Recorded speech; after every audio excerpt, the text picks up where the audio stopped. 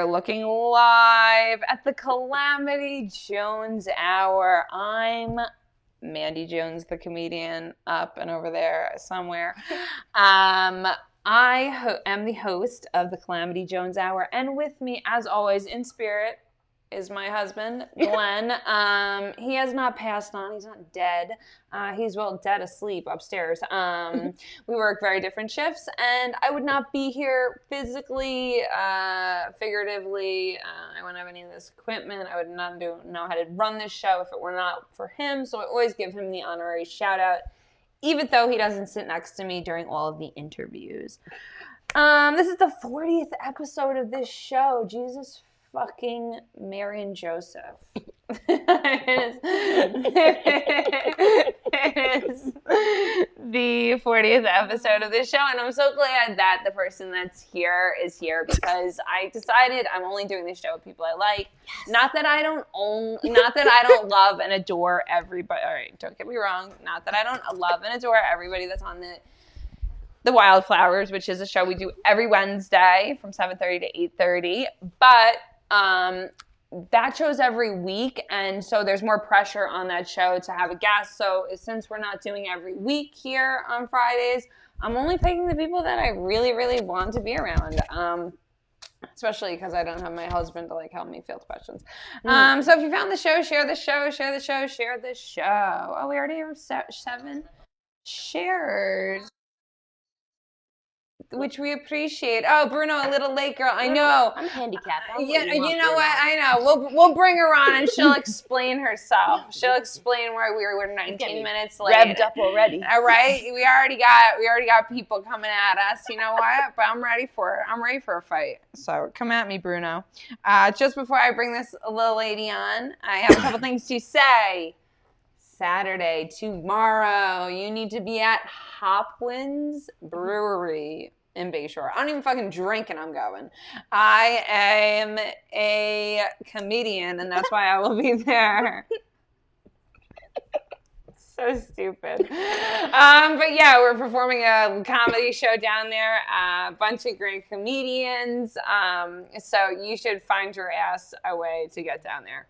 That is... And Bayshore, if you go on my page after the show ends, very easy to find the information.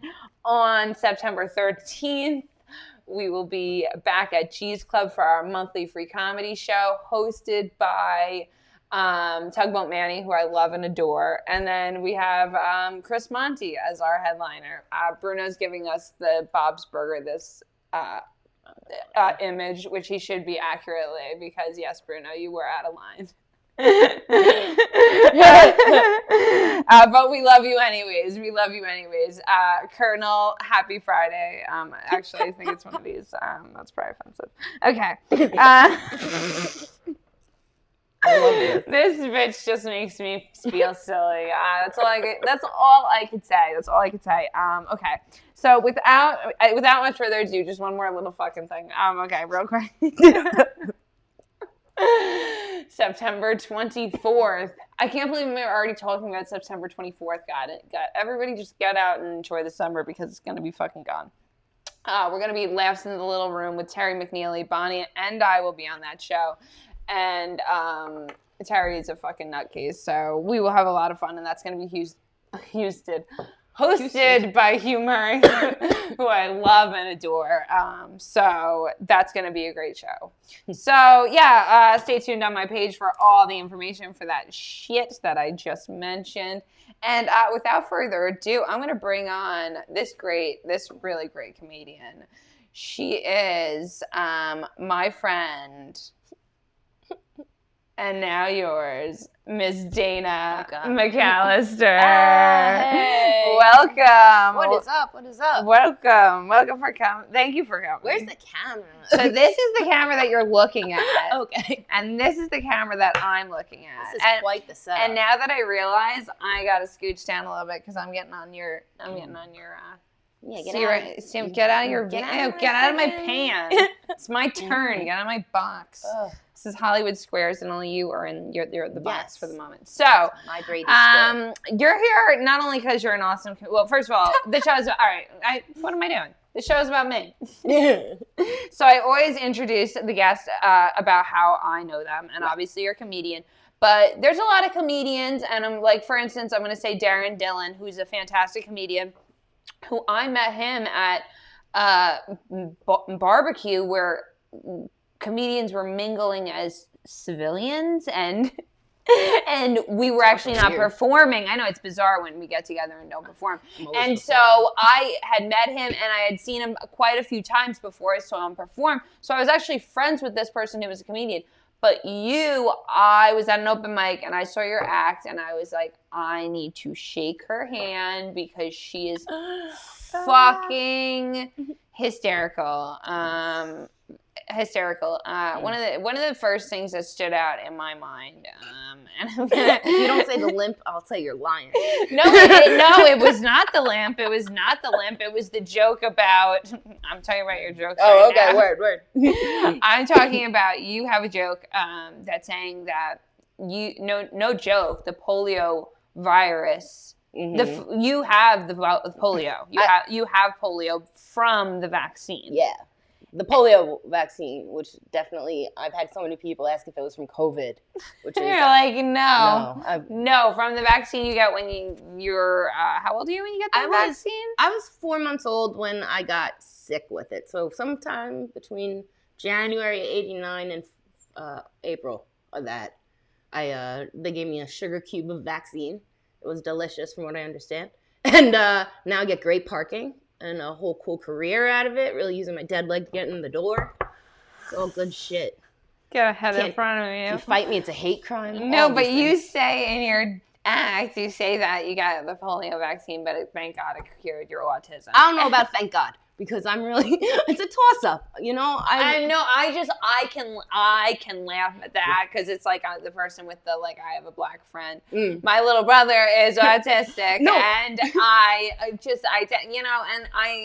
some people believe that, he was definitely different around those ages, but also there's like, there's definitely, but there's no scientific proof there's anything caused by vaccines. And but everybody is, but nobody knows what because Jim Carrey said it one time when he was in a fucking bipolar. Is that really where it came from? Absolutely, exactly where it came from. Him and his horse teeth wife made up some fairy tale. Really? Well, there's this scientist who had a doctorate in English who wrote some nonsense. I thought this was going. I don't know. You brought up the vaccine. I'm all about it.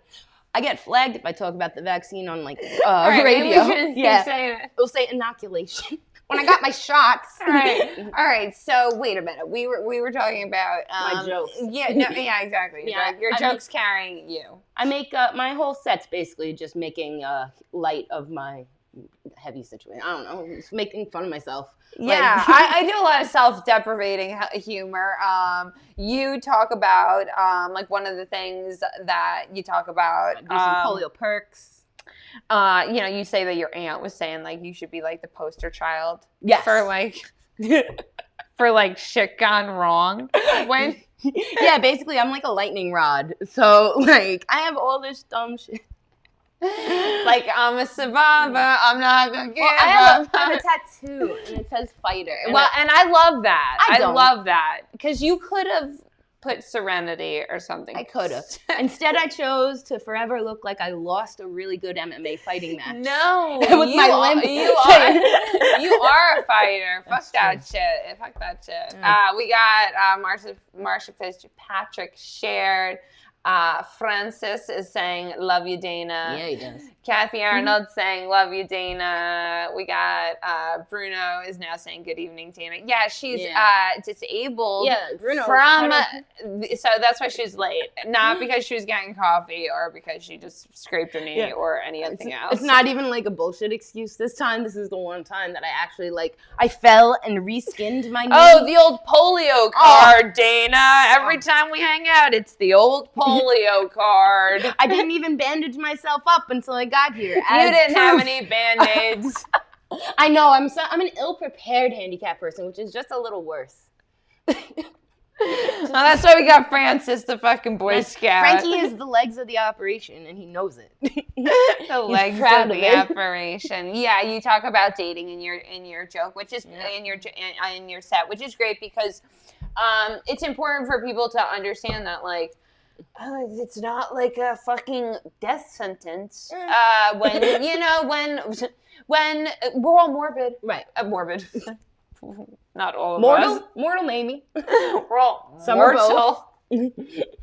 We're all facing mortality. Right. And who knows? You could outlive us. Dana, only the good die young. Fuck. Well, let's hope not, because I think I've done enough. I don't need to do that. God wouldn't suffer a witch to live like that.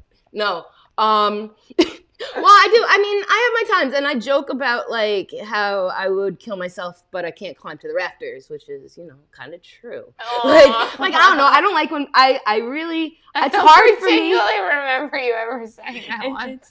And it was on a particularly bad day. but it's also, I just thought it was funny. Those get the funnier ones. None of my polio like perks ever get me anything. It's the polio problem. It's because we comedians don't have polio. We don't get it, but suicide we understand. Yeah. It's that, and it's also that a lot of people know what a disabled person is from the TV or media. Not a lot of people have a lot of interaction with a physically disabled person unless they get to know it and like right. I know, and that's why I even like you had came over my house for 3rd of July, and then you came over again, and like you guys were bringing over shit because people don't bring stuff empty-handed and on dirt bags, and so I like grabbed her purse like I'm a fucking cat thief, and she's like, grab my purse like to Frankie, and I'm like, I don't care. And part of the reason that I am so conditioned like that it's no big fucking deal. Because everybody brings too much shit to my house, so I have to help them fucking unload when they get here. And second of all, I had a friend who was in her 40s when we became friends, and I was in my late 20s. And she was she was confined to a wheelchair. She had an IV bag that she was, whenever we were walking her to the car, we're hooking the IV bag up to something comfortable, and, prone to seizures all the time. And it was just crazy. Like, but like it got me around like you said, the stigma. People don't deal with someone, so they don't even know. Like you make the joke about like even being able to say like retard. You're like, I'm not really allowed to, but people let me do it. Are they gonna question me? She needs a wheelchair sometimes. She needs a wheelchair. She can say retard, mongoloid.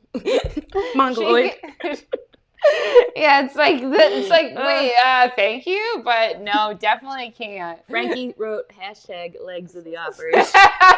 Yeah, I know.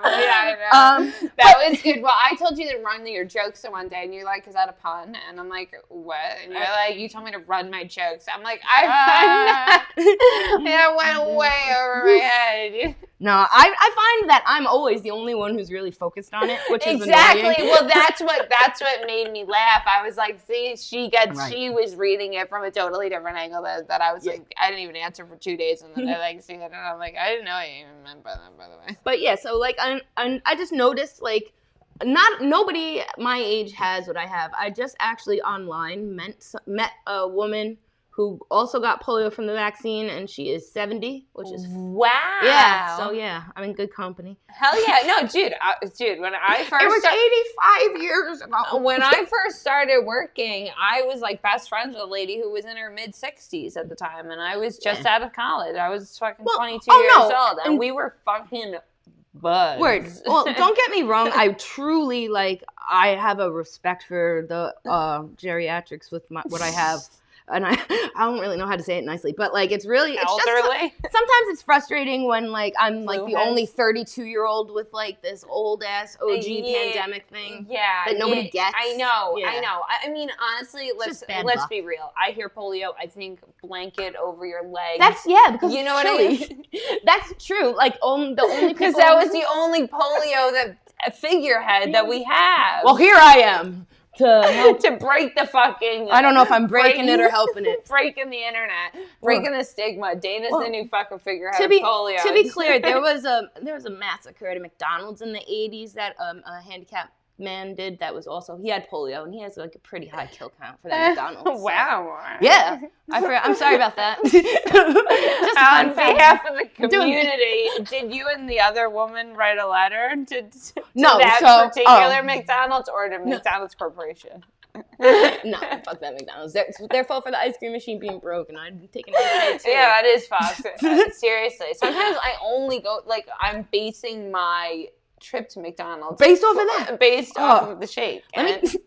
So I based an entire coffee order on the fact that I was hoping that there would be a blueberry muffin from Dunkin' Donuts in my lap in 20 minutes. I even bypassed Starbucks saying, nay, I really want a muffin.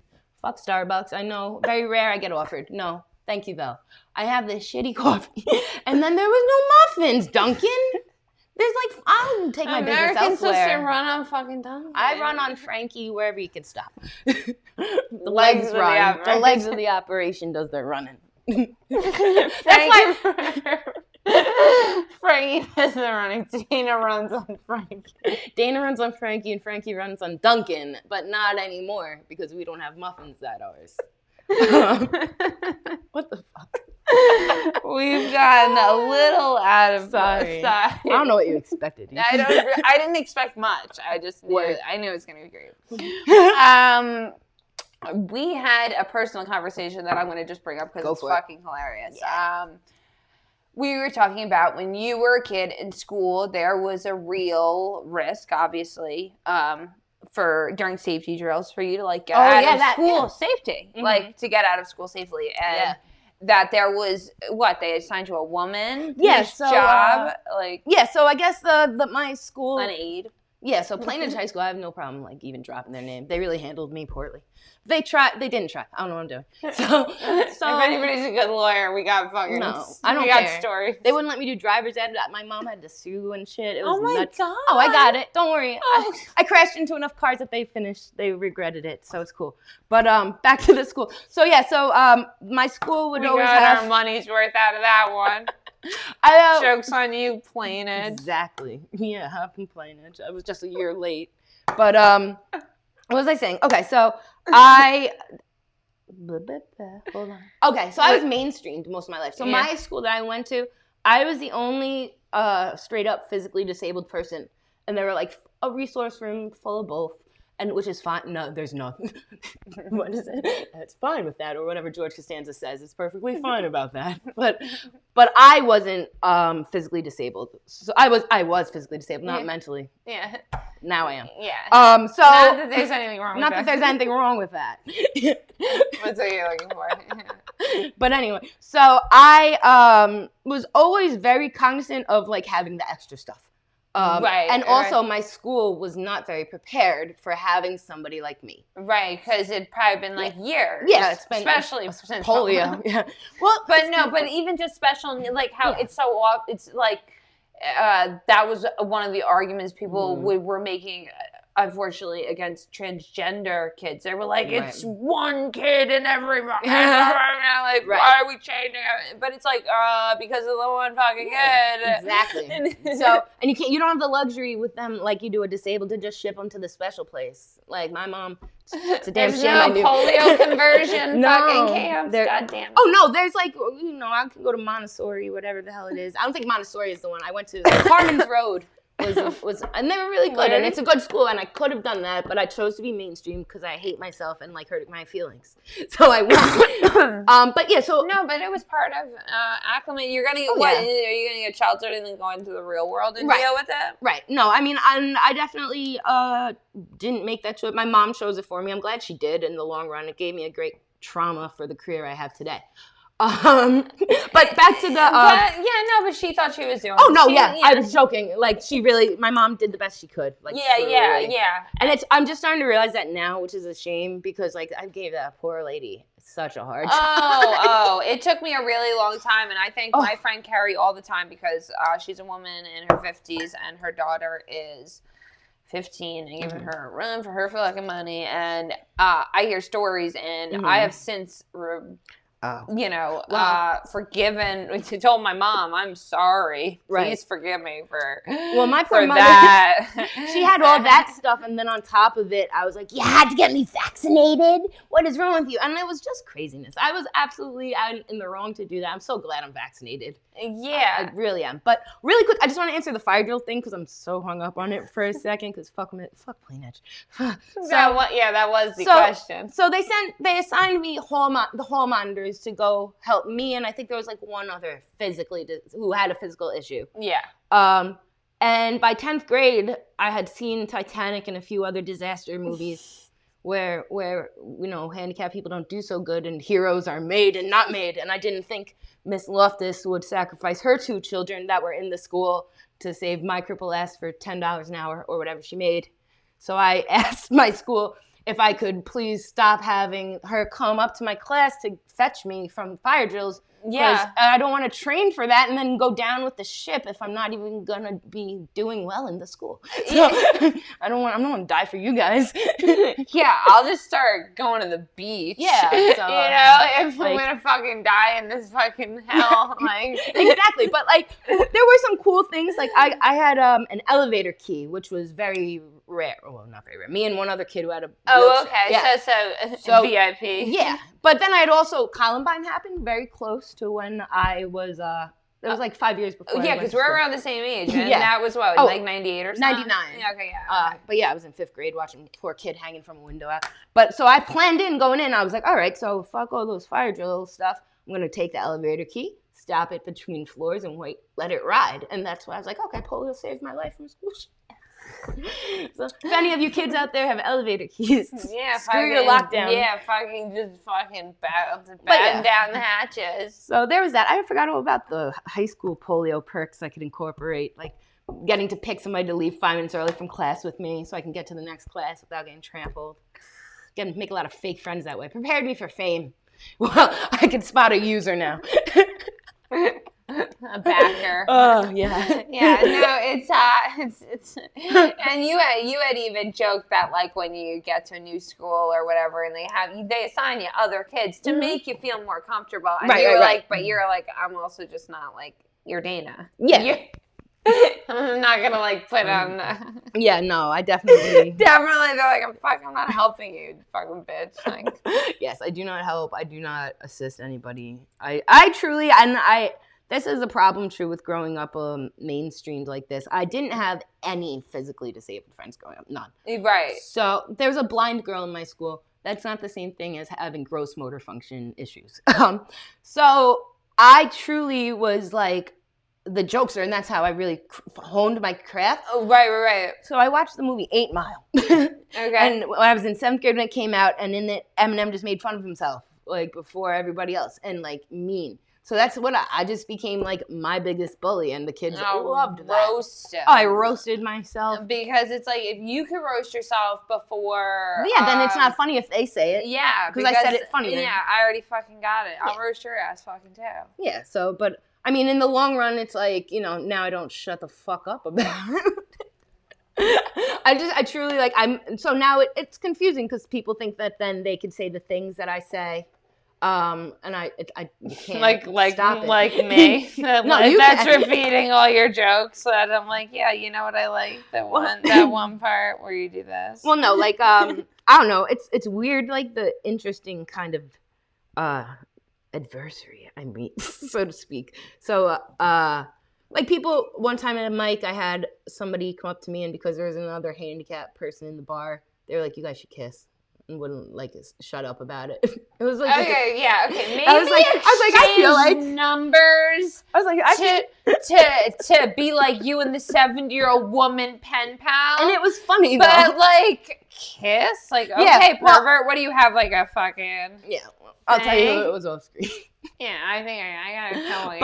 But like, so that was a weird thing that I had to deal with, and I was like, oh, I wonder if this is like what like interracial couples had to deal with, like just kiss now, like or like yeah. So I don't know. There's but yeah. So I trained people to make fun of me, that it was okay to make fun of me. I'm still trying to figure out the rules. I don't have other handicapped friends to figure out how they talk to each other? Like, how do you let the able-bodied people talk to you? Yeah, I know. Where do you draw the line? Right. I know, because, like, you know, we all know Black people get together and say that sort of thing about us, where they draw the line. I crip walk better than most. I can actually crip walk myself. Another thing we'll do off stage later tonight, off air. Kathy's really loving me. Oh my God, she's loving the show. She can't handle it. Spot all kind of users. All the users, all of them. They're great though, because it's like then it comes back around. What you give, you get. You get what you get. Right. Oh, so I get to proudly say that I was the first disabled female American comic this year to not get through to the next round of the Long Island. Well, were you in the Long Island? I got all the way to the semifinals. Okay. I'm like super proud of myself, actually. I got 2 flyers out of it. I signed up. I was like, all right, worst case, I'll get a flyer. And I go there the first round. It was a bigger audience than I ever got to perform in front of. Hell yeah. It was hella anxiety provoking, and I didn't even cry or run off the stage that time, because sometimes I like to run as if I have all my muscles. You've had so many. Wow, okay. Mandy, But poor Frankie. we'll get back to. Okay, you can do whatever you we'll want. circle back, but yeah, so it was freaking awesome. I really did have a good time. They don't like you, which I was terrified about, so it was really a lot of like. Yeah. You gotta get it tight. So it was really, really cool. Get it right, get it tight. So I figured if I could go there, not really expecting much, and get into the semifinals. Yeah, no, first of all, I commend everyone who went out and did that, and I commend anyone who advanced. And, like, I don't even recognize a lot of the guys. I mean, I guess because I haven't been to the mics. You've seen one. You've seen them all. I don't know. They just, like, all look alike. I know. I really don't. Like, I saw the advancement photo or whatever. Oh, yeah. But anyways, yeah, no, I'm really proud of you. That's awesome that you got to do that. Yeah, I was proud just because, like, you know, I struggle with stage fright and panic disorder. So, like, there's been a few shows, usually open mics it happens at. Yeah. You were going to say something about Frankie. That's funny. That's what I circled back to. Okay, here we go. So, this is the setup. So the show before that, I was at someplace in freaking Suffolk County. It was a show, and it was a paid show. And I had never, aside from like with my friend Kristen Tinsley would produce, and like I wouldn't know she would pay me, but she would happen to at the end. Yeah. And that's exciting, and I love that. But this is the first one I was like, I'm getting paid for it in advance. Yeah. And the problem I discovered since then is that if I prepare for it and make it an event, suddenly it's like, oh God, and I'm become cognizant of it, and then right now you've worked it up to this thing. So Frankie, this was going to be his first time seeing me do it. Okay. He took off work. Oh God, it became a thing, and I should have known. Babe, next to Madison Square Garden, you're not even gonna have to work. It's like it's this, and then we're just fucking. I'll buy out that whole pool company. It'll be called Dana Fina. But So I went there. Mike Keegan was there. It was Les was there. Deacon, yeah. Okay. They're both very funny. So I was really kind of intimidated by it too. I don't know why. They were just like, I don't know. I had always seen them, and I enjoy their comedy. Yeah, so it's like they're seasoned. They're comics that have been around a while, for sure. Right. Absolutely. So yeah, I was excited. I go, and I think I was the second one up. And I used to do this bit about how I'm allowed to say retard because people don't know any better. And I say it about 8 times in a minute and a half. It's a lot of fun. I started, and a grown-ass woman, a whole lady, like right in front of me, goes, oh, you can't say the R word. I didn't even know that's what we were calling it now. I had no idea that it was offensive to non-R words. And I wanted to say that very loud. Like, oh, this is the first time a retard's been offended that I said retard to them. That's cool. Oh, you're not retarded? Shut up. But no, instead I chose to take my legs and run. Yeah. I don't know. I have never had a heckler. I always in my head. Right. I'm slick as shit. Of course, I've got fucking. I got so much shit I can fucking. Well, it wasn't even I haven't been in that. Right. Situation. Well, I was just like kind of like, oh, I offended her, and then I was like, I have like 6 more R bombs to drop. So I ran, but typically there's like a back exit of places. I feel like this is against fire code, whatever this place did, but there's no back exit. And the stage was right next to the front door. So Frankie gathered all my purse. Like he's such a good friend. Like I fucking love him. Yeah. But so he's trying to find me, and I just ended up going right back up there, and I grabbed the mic from the host. He was so nice. Joe Mayones. I can't pronounce his last name, but he's awesome.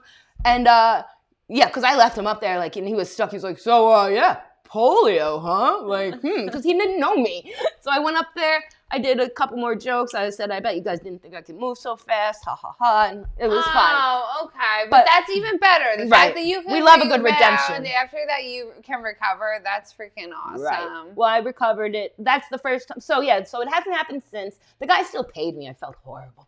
I took it, but I felt bad about it. No, you're an adult at a comedy show. You need to fucking... Right. And your joke is how it's really not even okay for you to be saying it. Right. It's really not okay for anybody to be saying it is the joke. Right.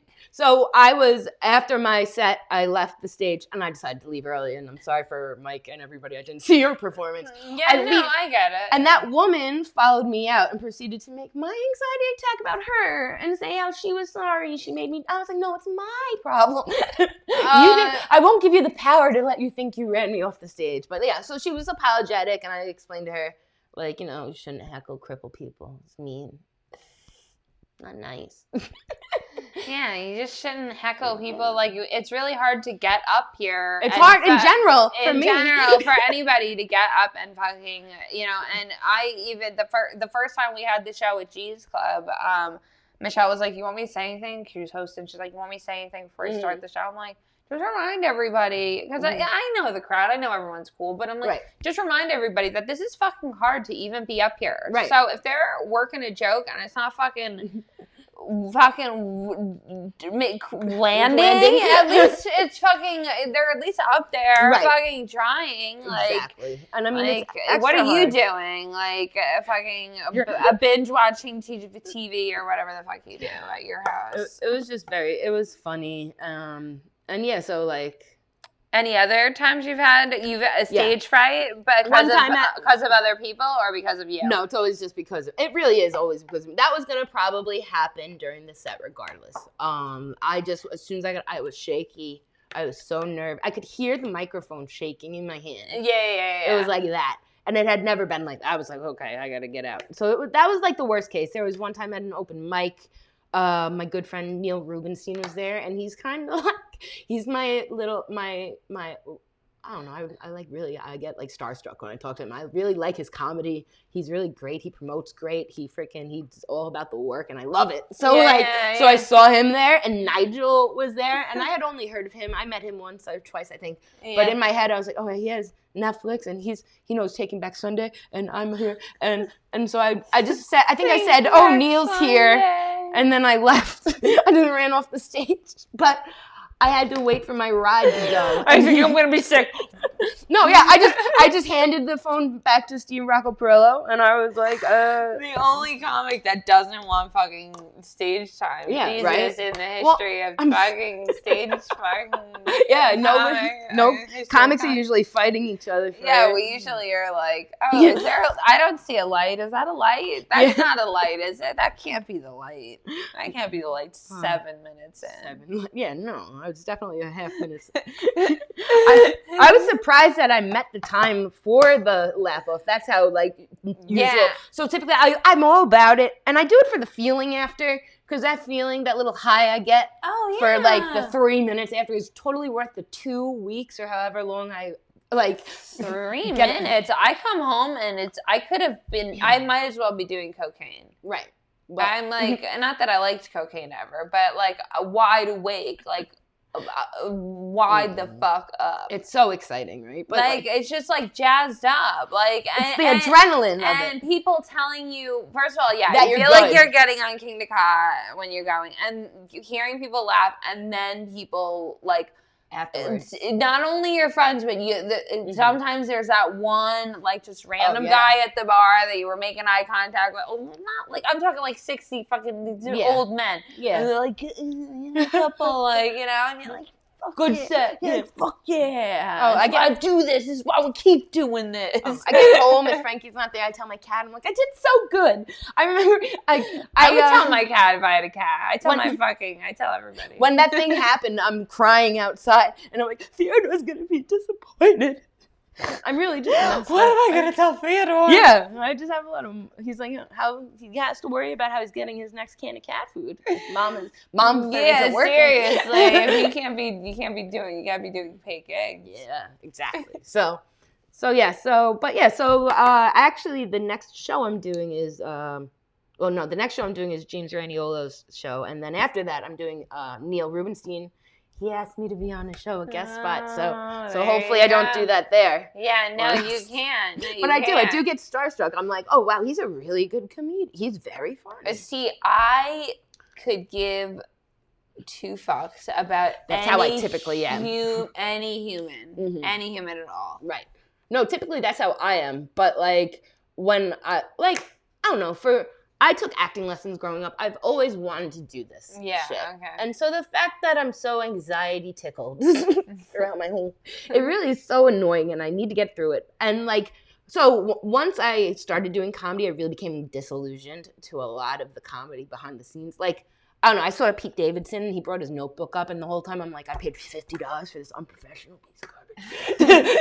Like he's treating it like an open mic. This is crap. Like, but everybody else loved it because they were ignorant, blissful of the behind the scenes. So like to still be kind of like, I don't know, starstruck by somebody who's in my field, so to speak. Yeah. Where I don't typically get that anymore. That's how I'm like, oh, okay, I should probably watch what he's doing because he's doing something that's catching my eye. I don't know. Yeah. I'm just really hyped about Neil Rubenstein putting me in his show on September 1st.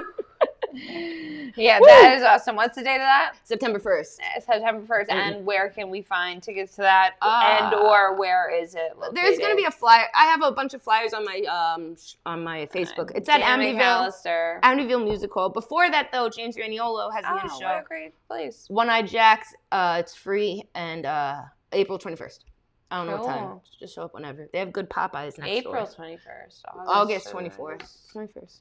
I don't even know what year it is, but yeah, I do the same thing with that. I was saying January, like for June and July. Sometimes I just wonder if the polio got to where the cognitive thoughts No, are it's supposed just to be. us. It's the TV and whatever else. Yeah, I'm really distracted by I look like I'm stoned as shit. Just to be really clear, aside from the fact that I am, it's also because I fell and really did skin my knee. I know, she had legitimate wounds to show that she was fucking her. I did. I should have. I have a picture I sent you. I should have shown it. Yeah. Exactly. I'm like, So that's a real life thing. But even then, even living alone, if that were to happen to me, I was really lucky that Frankie was there because I would have to crawl on my skinned, bleeding knee to find something. So yeah. So and with that, I have to laugh a little bit. Yeah. It definitely, you got to take it. Life is fucking tough, so you gotta laugh while it's going on. You know, especially when it's in front of a friend, or someone you're trying to be with. I always say that I have to keep my legs tip top shape because I need to manipulate a man into marriage before I got to break out any handicap apparatus. It's rough and that's from just growing up with bitches being mean to me. I had a kid once pretend to date me. Did you ever do able-bodied people have that happen? Where I'm they sure they ask do, you as a joke? But that happens. But I didn't know about it, and a girl came up. Oh, it was so bad. So now I'm like, oh my god, it's so funny. I don't know why I'm bringing these up. No, kids are so fucking mean. No, honestly, I'll give you I'll do you one better. No, it's fucking sucky. My husband, the first time he went on a date with a girl, to the movies, he was younger, middle school or whatever. And then his friends made fun of her for her weight, and then he was too embarrassed to canoodle with her again. I- And the fucking kid suck. Yeah. And to this day, he's like, that fucking sucks. Like, I had a kid who I met. Like- I actually met him in Turks and Caicos, and I thought it was going to be a cool vacation thing, a tryst, so to speak. And he ended up being on my flight home from Miller Place. And I go out there, and I spent the weekend there, and I had a great time. He had a great time until he came up to me and said that his friends who we were hanging out with asked why he's hanging out with a retarded girl. And I was like, only my legs are retarded. Everything else is fine. No, but yeah, so I mean, I know that's I guess it happens to more people. yeah. I shouldn't be so happy about it, but yeah, good company. Kids are really cruel. Kids are really cruel, and they're like weak-minded, and also they're so vulnerable to what society wants them, and they want to fit in. Exactly. And their emotions aren't fixed yeah, yet. like Glenn even has like, you know, like he's like, there were guys that they would make fun of me just because it's like, and he's like, I realize now they just didn't want to be the butt of the joke. Exactly. It was them next if it wasn't that, you know, Right. they got made fun of just as much, but Right. you know, or whatever. And I think it's almost a good thing that I, like, for me, character building wise, like, if Yeah. I wasn't disabled, I'd probably be like that, because I have the jokey gene in me, but I turn it inward because Yeah. I have something to make fun of on myself with those kids, as opposed to making fun of the next person. Right, exactly. I can admit I'd be a bully. I mean, I used to steal my best friend Joanne Fantosi's cookies every freaking day. Yeah, Poor no, girl. and you're the kind of girl that also has conviction, and if something's not fucking going right, Mhm. you'll also stand up for what's right. And I quit Girl Scouts because they tried to kick the girl with autism out. Actually, it was really fucked up. oh my god, She wasn't diagnosed just yet, everybody. But yeah, it was a whole. I shouldn't. Oh my god, I should not be talking about this, but that's fucked up. But yeah, and so- what the moms were like, we think it's better with the troop without To be her. fair, Like, she was extremely disruptive. Her mother was very much in denial that something was happening. But my mom and her mom were friends, and so while I would have anyway, because it's just my character to be friends, wouldn't make fun of her. right. But I probably wouldn't have been as close being handicapped in middle school with somebody who also was having difficulty. Right. So- yeah, so you knew the fucking ropes. You're like, fuck yeah. But- yeah, so we of were course. all- Yeah, but- yeah. By the time we were in junior high, and all the other girls should have known better in my group, and they were just like not about it. They were trying to like tell her that she couldn't be there because she was so disruptive. Meanwhile, there were other steps you could have taken.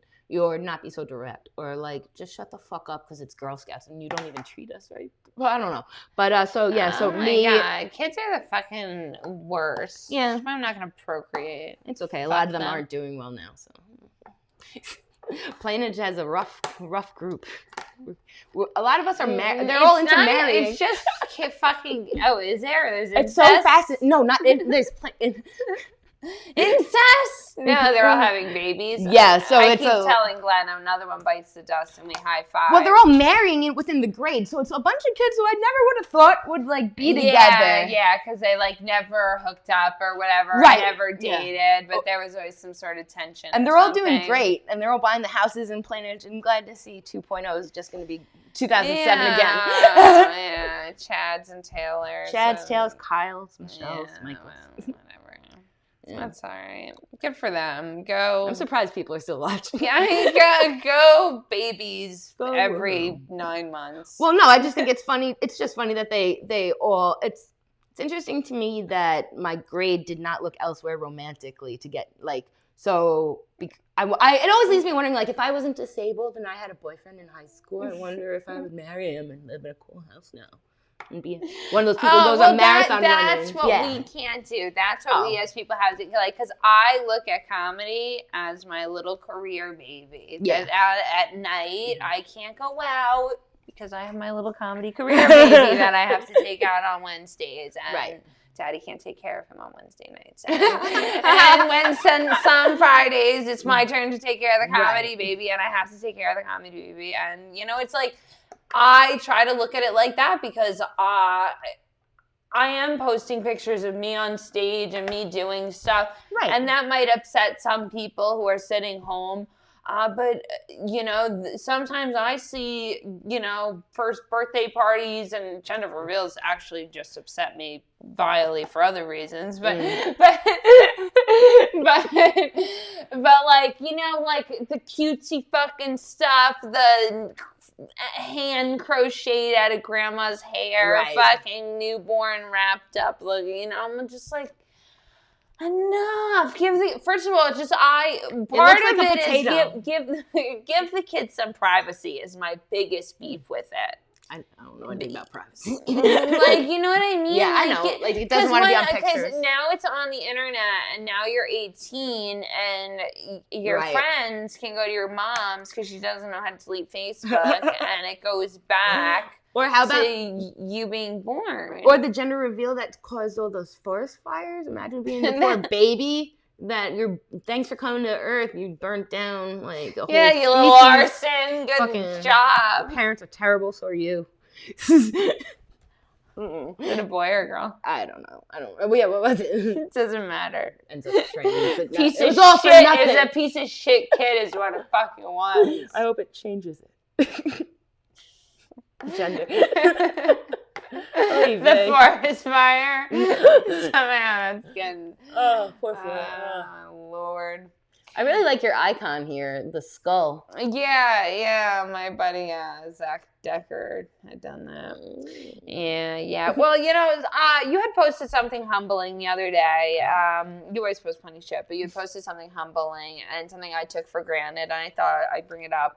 One of my notes was you talked about space buns, and I had never even realized people would call it the Princess Leia do, because I like to wear my hair like that. Yeah. Like, where you have the two Mickey Mouse ears. Yeah, it's like ponytails except the bun. Yeah, and like my mom's always encouraged long hair, so she's always been like, that's always been like one of the things that I've tried to keep my hair long. And throwing it up, I took it for granted until I read, like you saying, like, it's so angry about it. Yeah, like it's a simple thing that people take for granted. Just being able to, you said, like, oh, girls on the dance floor, like, they could just throw it up. Like, I'm sweaty, it's up. I've been in plenty of public bathrooms where I've asked for a hair tie pre-COVID, post-COVID, it's the last for a hair tie, but pre-COVID, post-COVID, there's no concerts. But pre-COVID, get a hair tie from somebody and and not think anything of it. And like to hear something humbling like that, it's like you said, it's like until you know somebody with a direct that shares their story,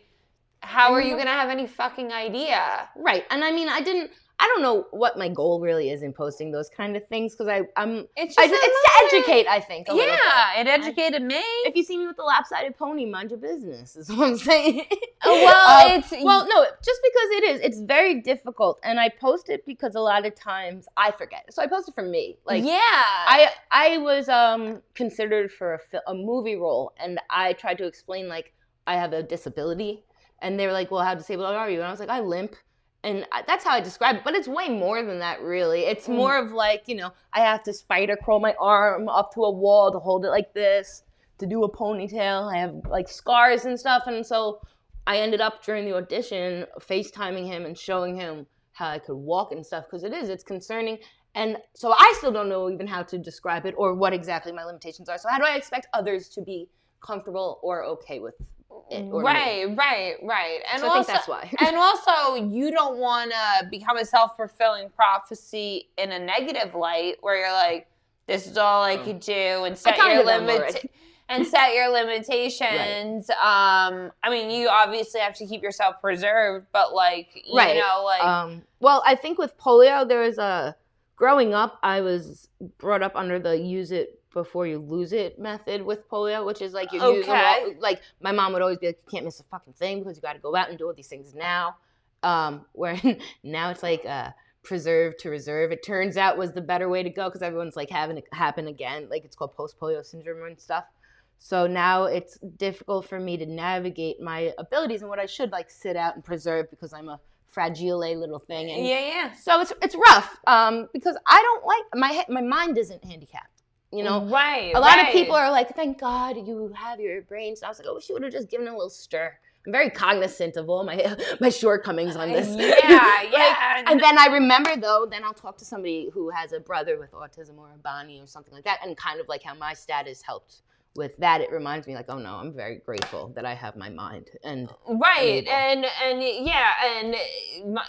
and there's so many different levels of it because like my brother's definitely listening, but he just doesn't feel the need to vocalize. And like, is that necessarily bad? Some people are like that anyway, and it's not. And yeah, honestly, I know there were times answer. he would ignore my mom, and I'm like, he's just 12, Mom.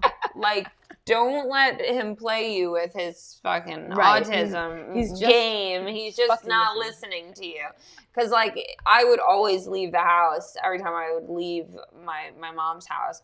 I'd be like, pause the game, because he'd be on the computer. He's a computer whiz. And I don't know what the fuck game you're playing, but there's a pause. There's a stop no matter what. Like, and he'd get up, and sister's leaving, he fucking hug me. Like, you're my little brother. Like, my little brother wouldn't hug me. Yeah, no, it's like, I'm not going to play like, oh, he's special. He can't do it. He can't do it. Because, like, my mom's realizing now that he's, like, getting hairy and 18 and big, because he's not, like, my brother's a lot different than anymore. Bonnie's kids, in that my brother's really compliant, and he's not violent, and he's not, and not that her sons are... They're less functioning. Less functioning, yeah, exactly, and need more help. They're so my cute, brother's, though. I saw them. Oh my God, they came to a show I made. It was great. Her younger son identifies with my brother more. They're more like on the same level. Like, we all went out. Brandon's the younger one, and Josh is the older one. Josh is a little more severe, but it's just you don't realize until, like I said, like, he's got hair on his pits, and it's like, and you are saying, like, you fucking realize the elderly, like, your body's gonna start giving on you. At some point, guys, like, oh yeah, you guys, I remember, I already got this shit down. Well, what's cool about polio? It's really just a gift that keeps on giving, because a lot of people who have polio, they develop what's called post-polio syndrome. Okay. So it's a cute little thing we like to get after we get polio. Polio just decided it's not finished yet, and it comes back. And it's like the muscles that I use to, because in order to do a lot of things, I adapt them differently and use different muscles to do different things. Like, I'll use a shoulder instead of bicep. Yeah, overcompensate, try fucking readjust.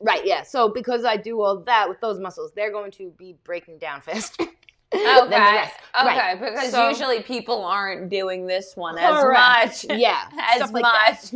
They're not always like wondering, or like even my back, like it's at a awkward angle. I don't know. I lean like the Tower of Pisa. Yeah. Does anyone ever tell you to do yoga? I'm sure they tell you to do yoga. I had a doctor tell me to do yoga, and I was like, how? I'm trying to make friends. I have a little dignity left, okay? And it's you can do yoga at home with YouTube. Everything's in here for free, actually. So Frankie's cousin, her name's Mandy, and she is awesome. Mandy, I know. She's a nurse, and she also does yoga. And so what I did was I FaceTimed with her, and she did Zoom yoga with me, and I did it in a chair. Okay. And it was actually it was helpful. So like, I'm starting to, for most of my life, I ignored my physical body and my health, because to deal with it would be to acknowledge that I have. Of course. So yeah, you're a kid. You're in survival mode. You're not going into the fucking depths of it. But trying to fucking survive here. So especially more like since like getting into stand-up comedy, especially because I have to have a little more stamina. I'm going out more. I'm standing up, which is mean that God did this to me, made me good at this. Stand up. Yeah, no, and when I can't stand up. She's great, because there's always a stool on stage, because people put drinks down and whatever, and Dana uses the stool to help herself. Usually, sometimes, not even always. Just good it's just like a little support. It's more like a security blanket. It's a placebo stool. Exactly.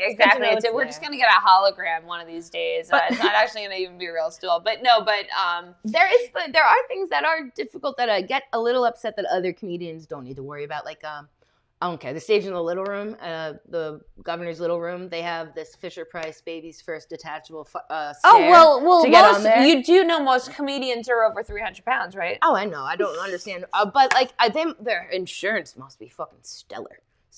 Because I would one fall and it could be McAllister's. Don't have money to get lawyers to fucking. But I'm disabled, Mandy. So I have a whole team. I got the whole AD fucking A, baby. Yo, now that COVID has happened, that little room's almost ADA approved. Almost, that little room. I don't care. I told the guy, I was like, whenever I got up there, so it's really frustrating to me that I would have to worry about, not only there, other places too. There used to be a New Vibe Lounge, there was an open mic, and I got there and it was down 2 flights of freaking stairs in the basement.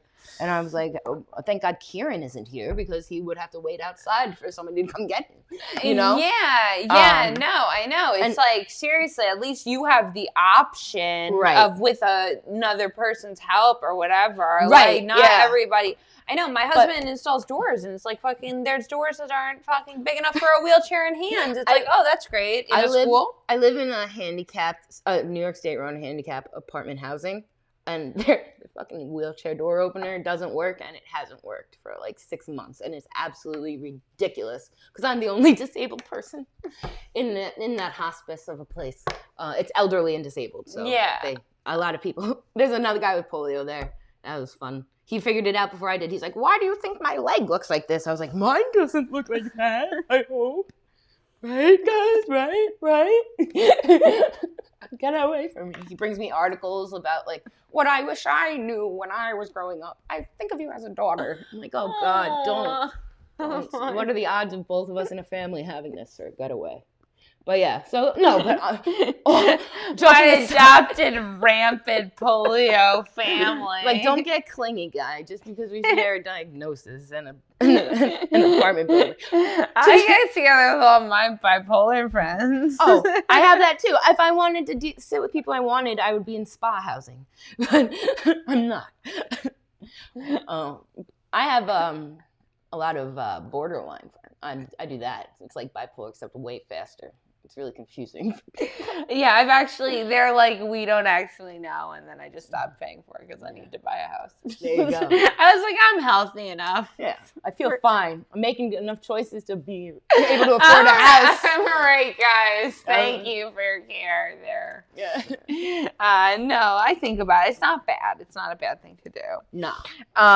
Dana, I forgot to mention this. You thought I was a 6-year-old woman. I did. I had no idea.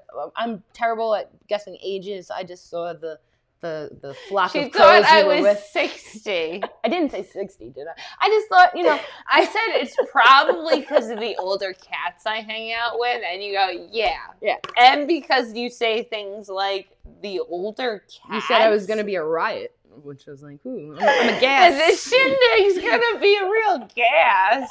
You want to come? Well, no, it was just like I was not used to. We're going to have refreshments. I'm not used to girls my age inviting me places and to parties. So when you were like, oh, come to my party, I was like, oh, a nice older lady who she must have a great plastic surgeon. I'll find out all about it. And that barbecue was bomb. This is the most adult 30-year-old ever. The buns were branded. It was great. I bought those branded buns. I brought those branded buns. If you guys get invited, don't miss it next year. Yeah, seriously. That's the 3rd of July every fucking year. The Catalina wine mixer. Yeah, seriously, of Deer Park. Dana, we only have a couple minutes left. First of all, thank you so much for coming. Of course. Second of all, what are some things you want to plug? So yeah, I'm doing a show at One Eye Jack's. It's hosted by produced by Wasted Talent Productions. Okay. James Raniola. It's a free show. Nice. One Eye Jack's, I think it's probably 7:30. I could be wrong. Okay. All the flyers are on my all right, so page. go to Dana McAllister, friend her up. Dana Marie McAllister, it is. Oh, Dana Marie. That's what I go by. It's just what the Facebook is. I have to fix but if it. you go on my friends list, my friend list is public. So just go to McAllister or Dana and you'll find her. Yes, I'll be there. And she's also tagged in whatever pictures are up that Robin's taking right now. Yeah, thank you, Robin. I met Robin at your thing. She was nice. Oh, she's great. And that's what we were talking about, like, with Bonnie and I, like, without them, there'd be no us, and it's true. Like, I could sit here like a fucking loon by myself. I love doing this. I always say I want to get a podcast going. I would love to do this. We're gonna have you back because we didn't even touch the surface. We didn't even scratch the surface. The Dana iceberg that is me. We have not even begun. We have.